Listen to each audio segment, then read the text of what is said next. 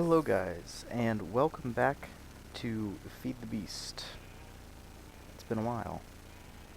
Um, and of course, as soon as I start recording, the Minecraft community boots their server back up again, and everyone else seems to take a new interest in Feed the Beast. Of course, right after I've just gotten enough work done to start recording, so that's great. But today's just going to be me showing you guys around the place, what I've set up so far, some automatic systems that I already have in place, and that kind of stuff. So as you can see, my house is very nice here. I have a very high ceiling.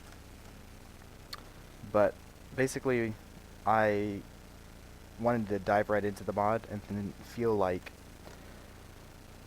setting up a house was a priority. So I slept under the stars and made my base on the beach. My spawn is actually, well, it was on a hill that was here that you probably saw in the trailer video, but was removed because it, oh, there's stone there. It was removed because it was blocking and I want to put a tree farm here. So, okay. So, as you can probably tell, I already have a jetpack. It's power armor, because the gravity chest plate is a little bit on my reach at the moment. This is actually, oh, it's already out of energy. But I'll just walk through some of my chests here. Inkwell, because we have Mistcraft, and I only have a few pages. I do have a village that I will be going to later, but first let's go through these chests. Random storage from the altars and gravel. Tinker's Construct stuff and mossy. Natural and ores.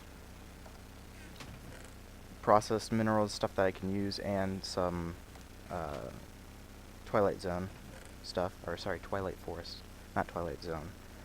Any randomly crafted stuff goes in there. And finally just mob drops and wood. And then of course I have a ender chest, which has a matching bag that I always keep in my inventory. And let's just go here. And just some basic machines. I was making some hardened glass here because I never seem to have enough of that. Rolling machines there. A grinder for when I don't feel like using the pulverizer, because the pulverizer is in use. Fancy blocks go here. Just some furnaces in case I need to cook something. Mass storage for cobblestone, clay, dirt, just some stuff. Pulverizer and powered furnace. Energy generation going on here. And I also have an obsidian generator here because I have a portable tank, which I will get to in a minute. This is the structure that will become my house. Nothing really in it at the moment. Over here was my enchanting, so I put all that stuff back in here. And my Tinker's Construct thing was over here as well, but I had to tear those down to be able to start construction on the house. Now, over here is the only automated system I have, but probably the most important. So we go down here.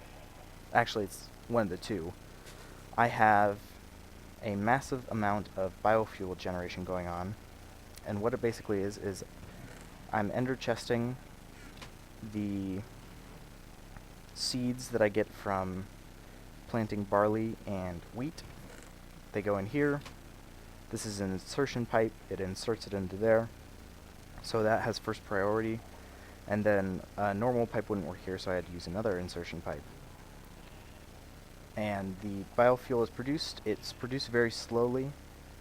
It's the more items you put in, the higher the efficiency is. So the idea is, since I have two different types of seeds going on, I will get hopefully two different types of seeds in here at a time, and that'll make the efficiency go up, resulting in more biofuel. But then it's buffered and is slowly pumped over here. As you can see, this is ticking down. That's because over here we have two biofuel generators, and they're producing energy. I can probably turn this back down to 10, but they're producing energy that's buffered here and is used by all this stuff, and the planter, and also up here we have, oop, too far. I need the flight control for this thing, it's not easy to use. It's also powering the harvester, and I also have a carpenter up here making impregnated sticks, and the centrifuge, because I'm also going back into bees. And then the final part of the system is the fertilizer, which is getting fertilizer, industrial fertilizer, from this composter. And what happens is these animals are producing manure. Get out of the way. And that's under here. Here's a sewer, and it collects it. You can see it's taking sewage every once in a while. And I increase the radius so it's collecting both all these animals and the chickens over here. And that is turned into industrial fertilizer, and then the fertilizer goes over to the fertilizer, the machine that fertilizes, and it just grows the crops faster. It's basically automated bone meal. Now these chickens here are also hooked up to an ender chest, and they're making eggs, and the eggs are coming over here to this building, which you can hear is ticking every once in a while. And I'll probably make this better soon with some gates. But what happens is the chickens are shot out of the dispenser, and hopefully it hatches one, and you'll see here they grow up and then are killed by the grinder here, or slaughterhouse, and that produces meat, and then the meat goes into the meat packer. As you can see, there's one in there right now, and then after so much meat is collected, it is turned into raw meat ingots, and I can smelt those and use those for food. Now there's also this raw meat, which is pink slime, but that was being collected in the tank back there, and that's needed for some higher level mine factory reloaded stuff. So we'll take a quick nap here and head over to the village. Now this is so far away that I don't have to worry about enemies spawning here unless I'm over here at night. And there's plenty of oil since they're in the desert. These guys got trapped down here. One of these has a chicken trade that I was using. But the best one is over here, trapped in his house. And that is the Mistcraft villager. And I'm waiting to collect enough emeralds to get that. But he also has a paper trade that never runs out. But if you use the paper trade, the downside is the page trade is reset. Nice oil geyser here. And then my other portal, which leads just over here, is for my main bee area, where I have water, rock, forest, and 2 of the magic bees. Sadly, the rocky ones aren't reproducing, so I just get 1 every time. But I have mystical and unusual, I think, are over here as well, yes. These are 2 magic bees that are added. And I also have trees around here to grow the trees from forestry as well as the bees. And they added the only way to see what if the leaves are changed at all is to use these spectacles, and I look quite good in them. So if we look at the trees here, let's see if we got lucky. Not seeing anything. Oh, look, there's one. So as you can see, the leaves clearly change color here, but if we were to take these off, you can still kind of tell, but it's not as obvious. It makes it screamingly obvious for you. So if we use this grafter, we got a silver birch, an unknown silver birch sapling. So if we go back in here, grab my tree laser, and evaluate it. It's silver birch mixed with apple oak. And as you can see, it can support... It's... Oh, that's weird. It's silver birch, apple oak, but it supports cocoa beans, and it's from the... It does not support cocoa beans, but it's from the jungle family. So, something's going on there. But we'll just hang on to that one, because that's not a important one, because I have a silver lime here, which was very nice to get. And that's a combination of just, I think, birch and apple. But if we fly around here for another second, I'm not seeing any saplings, no. And then over here I will be storing the original. So we have a full-grown tree and also a scanned sapling to hang on to. Missed that. If we head back through here, drop that off there. Let's see what else. We could head over to the Twilight, I suppose. I have collected a large number of spawners that I need to take back. And while I'm on the topic of spawners, I'll go show you the first building. That was the only one that I had built in the preview, which was this building. Now, if you look up at the mini-map, that disappears, but it's up here in this area. Spectacles on still. If you look up there in that area, you'll see that there's a creeper face on top of this, and you can maybe hear some stuff walking around in there. And if any of you watched my last season, you'll know what these turtles do, which they're not doing for some reason.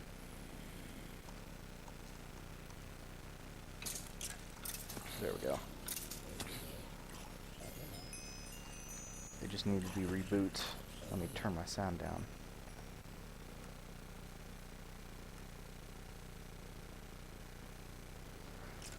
And this is just basically so I can go AFK and collect experience, but I also have a blaze spawner up there.